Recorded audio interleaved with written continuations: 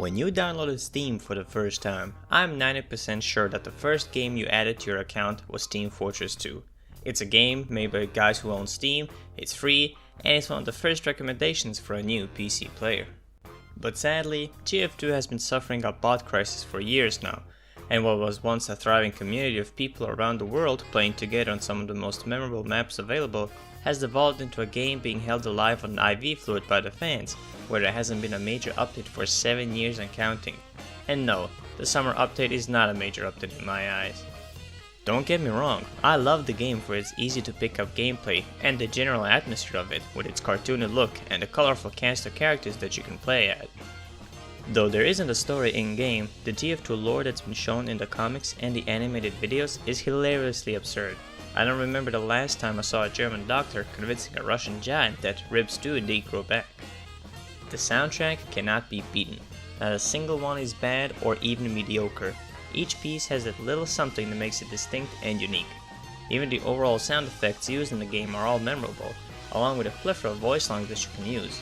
You'll always know if the engineer has a regular shotgun on him or is rocking the Frontier Justice just by listening to the sound of shooting. Absolute masterclass in sound design. The online aspect could be a tad bit better because recently it can take a while to find a match, especially if there are more people in your party. But other than that, there are a lot of maps to choose from with different game modes. Payload is the best one. Borneo Bros. It's a continuation of the Team Fortress mod for Quake, and the game is well known for its source spaghetti code. Man, that's a lot of spaghetti. The map design is great, but some are better than others, with the latest maps having a lot of imperfections, a lot of it due to Valve's fault for lack of quality control. It also helps out that maps have plenty of soundscapes to improve the overall atmosphere. But the character design is flawless unless you start putting in cosmetics, cause dear god, that's a lot of cosmetics that should have never been added to the game. Potassium bonnet!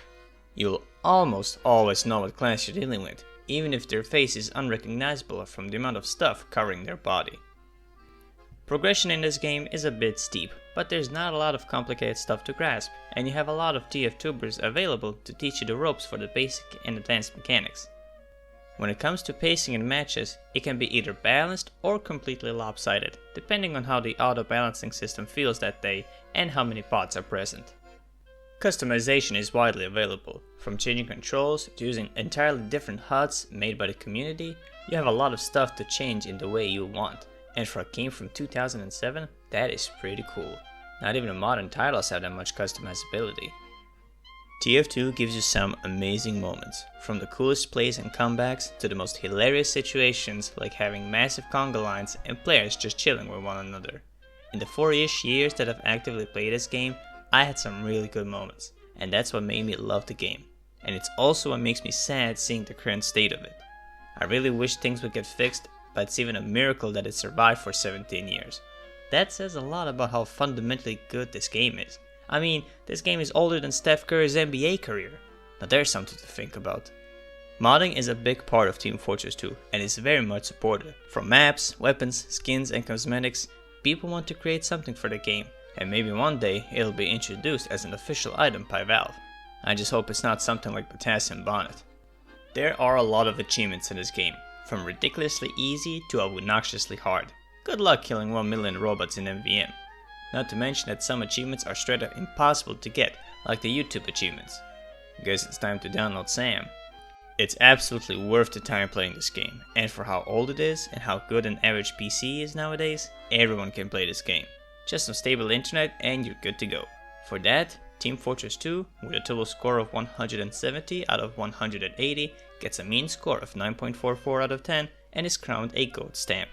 Thanks for watching. Oh my God. It's perfect.